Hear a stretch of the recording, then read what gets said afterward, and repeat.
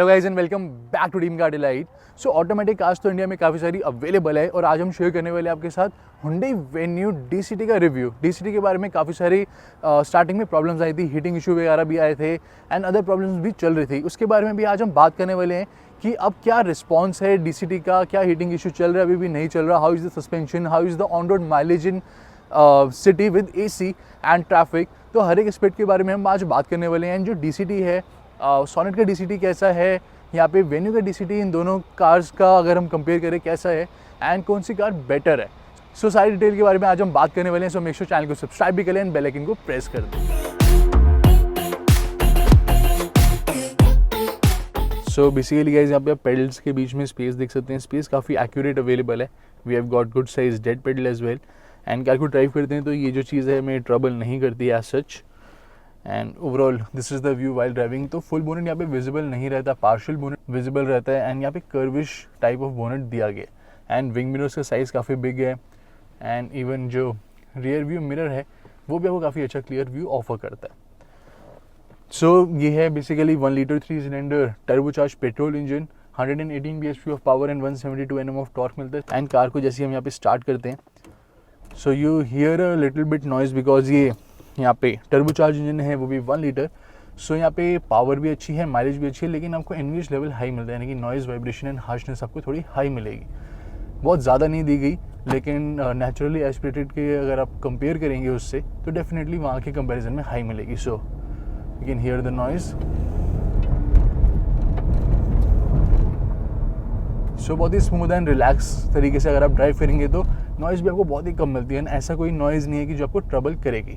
So right off the bat guys अब drive करेंगे हम इधर रफ सेक्शन से एंड बात करते हैं सस्पेंशन के बारे में। सो यहाँ पे जो सस्पेंशन आपको मिलता है वो दिया गया स्लाइटली स्टिफ साइड पे।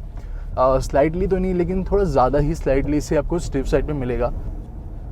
सो यहाँ पे स्टिफ सस्पेंशन की वजह से जो बम्प्स एंड पॉट होल्स है वो हमें फील होते हैं डेफिनेटली। लो स्पीड पे bumps and pot holes venue बहुत ईजीली मैनेज कर लेती है। अभी भी हम यहाँ पे अनइवन रोड से जा रहे हैं, सो लो स्पीड्स पे तो ये बहुत ईजीली मैनेज कर लेती है। लेकिन कोई भी बिग बम्प हो तो उन सब का हमें पता चलता है कि डेफिनेटली बिग बम्प है। एंड अगर आप इसको सोनेट से कंपेयर करेंगे तो सोनेट में जो सस्पेंशन दिया गया है वो आपको और भी ज़्यादा स्टिफ साइड पे मिलता है, तो वहाँ पे और भी ज़्यादा bumps and pot holes feel होते हैं इसके कंपैरिजन में।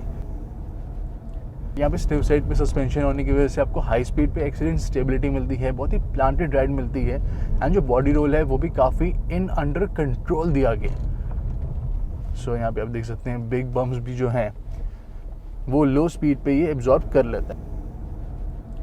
एंड हम यहाँ पे अगर कॉर्नर्स पे भी आप देख सकते हैं 40-50 की स्पीड पे अगर हम यहाँ पे कॉर्नर करते हैं तो भी कार बहुत स्टेबल रहती है, बहुत ज़्यादा प्लांटेड रहती है। So that is slight benefit जो हमें स्टिफ सस्पेंशन का मिल जाता है। सो यहाँ पे DCT गियर बॉक्स अवेलेबल है जो है डुअल क्लच ट्रांसमिशन एंड यहाँ पे आपको जो DCT मिलता है it is not wet DCT, it is dry DCT gear box. So firstly यहाँ पे आपको टॉर्क कन्वर्टर से ऑब्वियसली DCT बहुत स्मूथ मिलता है, तो यहाँ पे गियर शिफ्ट का पता भी नहीं चलता। चाहे आप यहाँ पे हाई स्पीड्स पे हम यहाँ पे ड्राइव करेंगे तो भी बहुत ही स्मूथ गियर शिफ्ट मिलती है। लो स्पीड पे भी गियर शिफ्ट जो है वो बहुत स्मूथ दी गई है। एंड यहाँ पे अगर आप नॉर्मली ड्राइव कर रहे हैं ऑटोमेटिकली जो गियर है वो 2100 RPM पे शिफ्ट हो जाती है। एंड गाइज अगर हम यहाँ पे एग्रेसिवली भी ड्राइव करते हैं तो भी हमें गियर शिफ्ट बहुत स्मूथ मिलती है। नॉर्मली भी ड्राइव करते हैं तो भी गियर शिफ्ट हमें बहुत स्मूथ मिलती है। तो it is a very smooth shifting gear box and very sporty also. So बिल्कुल यहाँ पे आपको जर्क फ्री एक्सपीरियंस मिलता है।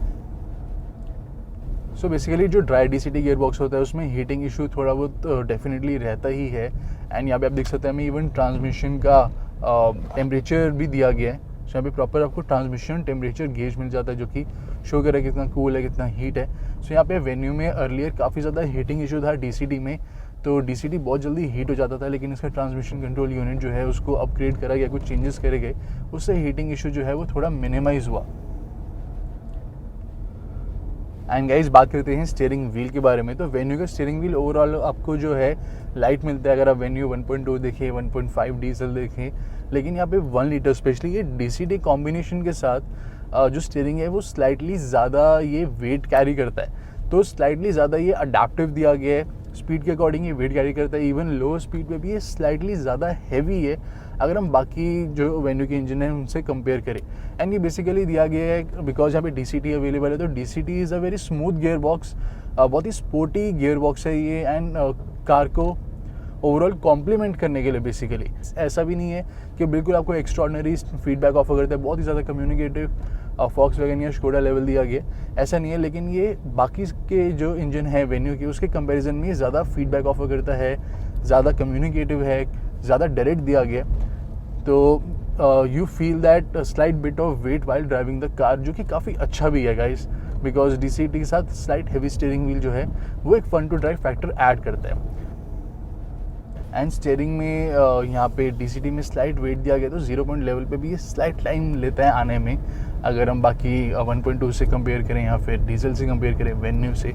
और जो किया सोनेट का आपको स्टीयरिंग मिलता है वो थोड़ा ज़्यादा हैवी दिया गया है, डेफिनेटली वहाँ पे स्लाइड ज़्यादा आपको कॉन्फिडेंस मिलता है, लेकिन ऐसा नहीं है कि वो भी बहुत ज़्यादा कम्युनिकेटिव है। आई विल सजेस्ट कि ये वाला जो स्टीयरिंग व्हील है आपको ज़्यादा बढ़िया मिलता है, लो स्पीड पे भी ये लाइट रहता है एंड बिल्कुल एप्ट अमाउंट का ये वेट कैरी कर लेता है। सो स्टीयरिंग व्हील यहाँ पे DCT के साथ जो कॉम्बिनेशन में दिया गया, that is very good.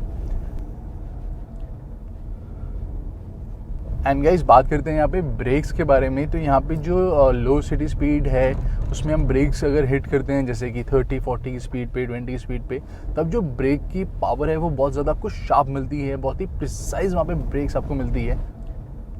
And manually comparison में यहाँ पे DCT में ब्रेक्स थोड़ी और ज़्यादा शार्प दी गई है। सो बात करें पावर एंड परफॉर्मेंस के बारे में गाइस, सो वेन्यू की पावर आती है टर्बो DCT में 2000 RPM पर, एंड उसके बाद आप देख सकते हैं इंजन बहुत ज़्यादा रिस्पॉन्सिव हो जाता है। एंड ये पावर दी गई है अप टू 5500 RPM। सोनेट में जो पावर है वो थोड़ी और अर्ली आ जाती है, वो आ जाती है 1800 RPM पे, यहाँ पे 2000 RPM पे आपको पावर मिलती है। एंड उसके बाद इंजन जो है काफ़ी रिस्पॉन्सिव हो जाता है। जो पावर डिलीवरी ऑल्दो दी गई है वो आपको मिलती है मिड रेंज, यानी कि मिड रेंज जो है 2000 से 5500 RPM, वो आपको पावर सारी वहीं पे ही मिलती है। जो वेन्यू का 1.2 है एंड सोनेट का 1.2 है, उसमें भी मिड रेंज स्ट्रॉन्ग दी गई है, उधर आपको पावर लिनियर मिलती है, यानी कि बहुत ज़्यादा स्लो डेवलपिंग पावर है। यहाँ पे भी पावर आपको स्लो डेवलपिंग मिलती है, ऐसे नहीं कि आपने इंस्टेंटली यहाँ पे एक्सीलरेटर पेडल को हिट करा तो आपको बहुत ही ज़्यादा एक्स्ट्रॉर्डिनरी पावर मिल रही है, ऐसा नहीं है। तो यहाँ पे भी पावर आपको मिलती है, सफिशिएंट मिलती है, लेकिन 1.2 से तो मच बेटर आपको यहाँ पे पावर मिलेगी। एंड जो एक्चुअल फन है that lies in the manual. So यहाँ पे आप मैनुअल में शिफ्ट करें एंड 2000 RPM से लेके आप यहाँ पे 5500 RPM तक यहाँ पे पुश कर सकते हैं। सो आप देख सकते हैं